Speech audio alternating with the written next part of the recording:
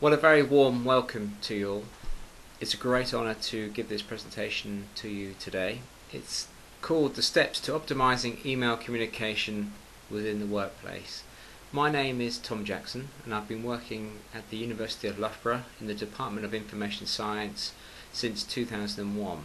As you will see on this slide, if you want to contact me, probably the best way is via email t.w.jackson@loughborough.ac.uk, or I have a dedicated website to email communication, which is www.drthomasjackson.com. So if you want any of the latest papers we've produced or some of the studies we've done, best place is to look there, and you can download everything for free, which is a good bonus.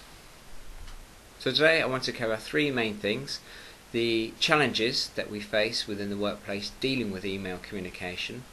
Then I want to talk you through a 9-stage approach to email optimization.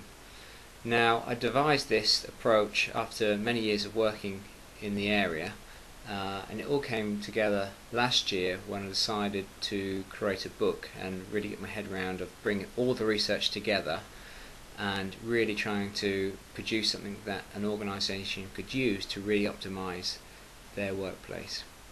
Then I want to move on, once we've done the 9-stage approach, to email content. Can we optimize, utilize the content within the email, and also look at classification and categorization? Then I will conclude with a summary, and then hopefully we can do some Q&A. So a little background about me. I've spent 11 years studying email communication in the workplace, which some of you might think absolutely crazy. Over that time, there have been dramatic changes in email communication. When I first started, a lot of the email messages that we were looking at were non-business related, and that's changed dramatically over the years to be more business communication. Applications are changing rapidly now to incorporate a lot more functionality, and also employees are finding workarounds. So the traditional email application is no longer just an email system, it's a to-do list, it's a working habitat. People focus primarily on everything must revolve around email communication. The problem we found over the last 7 years, it's grown organically. And what I mean by that is there's not been really any training behind these email systems. People have just come into an organisation and developed their own ways of using it, and we're now in, I would say, quite a state within many organisations in that bad email messages are being sent to and fro. People are being overloaded by email, and it's real time to try and tackle this. Of course, over the years, legal requirements have changed too, and now in many countries you have to actually store email communication, but you've got to be very careful on which email messages you store. So again, the requirements have changed, but then has the technology changed to go with it? No, unfortunately. And now there's even more email messages than there were 11 years ago. There's many more spam, and there's billions of emails sent every day. So the challenges: after writing the book, I came across Wordle, and I put this book through Wordle, and these are the key issues that came out of the book. So email clearly is at the front there. Responsibility, communication, email overload, the cost, interruptions, spam, effectiveness, disaster recovery. So there's a huge range of challenges that an organisation needs to address, and today we'll try and go through a number of those, but clearly we haven't got enough time to do all of them, so we're going to focus primarily on trying to improve email communication, the written email. We'll also look at ways of categorizing and classifying email messages at the end, in terms of we're trying to develop a new piece of software that might help us automatically do that. I've devised a 4-phase approach, and within that approach there are 9 stages, and I want to go through each of those 4 phases today and sort of unpick those 9 stages and what they actually contain. So the first stage I want to look at is look what's been done before in other organisations. So that's in the pre-assessment phase, as you'll see on the left-hand side, which is the phase 1. Then determine the impact of these approaches. So lots of companies have tried lots of different things, but has it worked for them?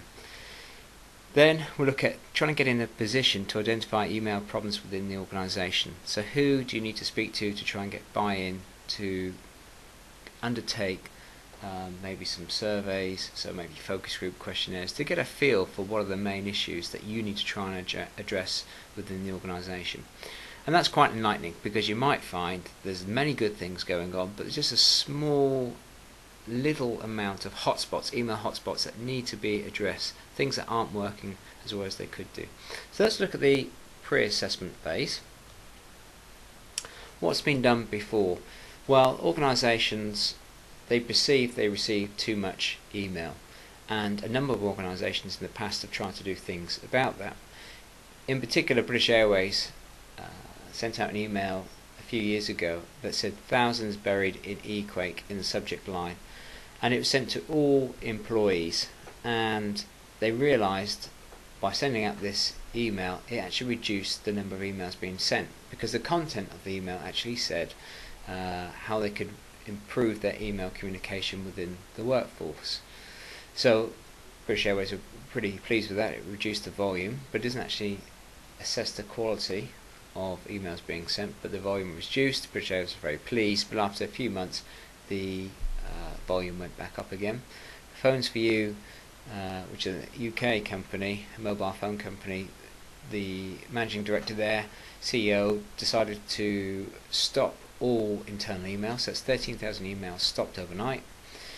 They said they're a phone company. If you want to speak to someone, pick up the phone and speak to them. Of course, they could do external emails, but not internal. Recently, they've changed back, and now you can send emails internally again. We don't know the impact that had on the organisation. Nestle Roundtree have tried a one-day ban, and many organisations do try a one-day ban.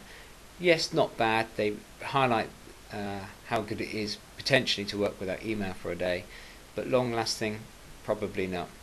Software company in America, marketing department, decided to charge $1 to send an email on the day ban, and there's a lady in the marketing department that actually ran up an $80 bill, and she actually had to pay it, but I believe the company paid the money to charity, so it's not all bad.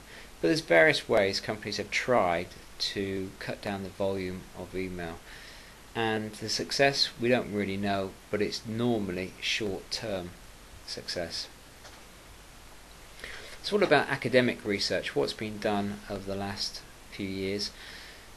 Back in 1977, Tom DeMarco did some work on telephone interrupts. This is where an employee would be working at their desk, they would pick up the telephone, they'd deal with a telephone interruption, put the phone down, and he discovered it takes them 15 to 20 minutes to get back into the work they were doing before the telephone interruption. Sologin in 1998 followed this work up, and he discovered that 15 to 20 minutes is spent on interrupt, so that's when the phone goes, 15 to 20 minutes, put the phone down, you've then got another 15 to 20 minutes to recover from the telephone interrupt. If you look at email, it's not that bad. Only 90% of interrupts are spent on personal calls, telephone calls or personal visits, and only 10% on email. So is email such a big problem? We went about it's probably about 2000 actually, we went about trying to discover, is there an email interrupt recovery time? And we decided to monitor employees at the workstation. We had a nice bit of software called WinBNC, so whatever the client was doing, or the person was doing on the client machine, we could see that on the server, and I recorded that onto I suppose quite ancient technology now, a VHS video recorder. That left me with 180 hours worth of videotape. So after watching this videotape of how employees deal with email communication, a lot of video there, 180 hours, the majority of employees react to new email within 6 seconds of it arriving. So 70% of employees react to new email within 6 seconds. So very much a distraction to their work. The majority of employees have their email applications set up to check for new email every 5 minutes. So the impact of that will come on to the next screen. And what we really wanted to discover was the interrupt recovery time, and it's only 64 seconds. So you'll be working away, you deal with your email, close it down, it then takes you 64 seconds to get back into the work you're doing before the email interruption. So not a huge amount of time. But let me just go back to the 5 minutes and put that into context for you.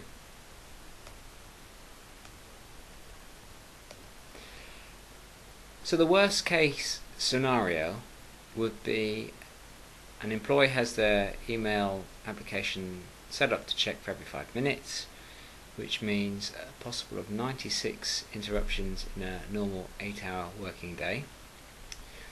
On average takes 1.5 minutes to read and recover from an email, so that only leaves the employee 3.5 minutes before the next interruption. So this is the worst case scenario, but 3.5 minutes before the next interruption. The problem we have is the human brain can only deal with 10 to 15 tasks at any one time.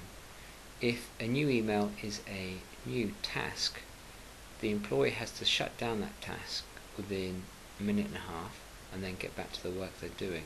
Otherwise, they keep on adding to the tasks, and that means they become less creative. It will have a negative effect on productivity, and at the end of the day they feel very fatigued. So the way the majority of employees have their email applications set up actually is very detrimental to the way they work. Clearly there are some exceptions depending on the work you do, but I would say for the majority we could certainly improve the way we interact with the email systems. Here you see a slide, a graph of key peak times throughout the day when people check their email. So probably no real surprise that people check it when they first come in the morning. As you can see, the first peak. The second peak is just before lunchtime, so about 11:30ish there. Just after lunchtime, so about 1:30, and just before they go home they check their email. So the question is, maybe you could set 4 distinctive times throughout the day when people can check their email.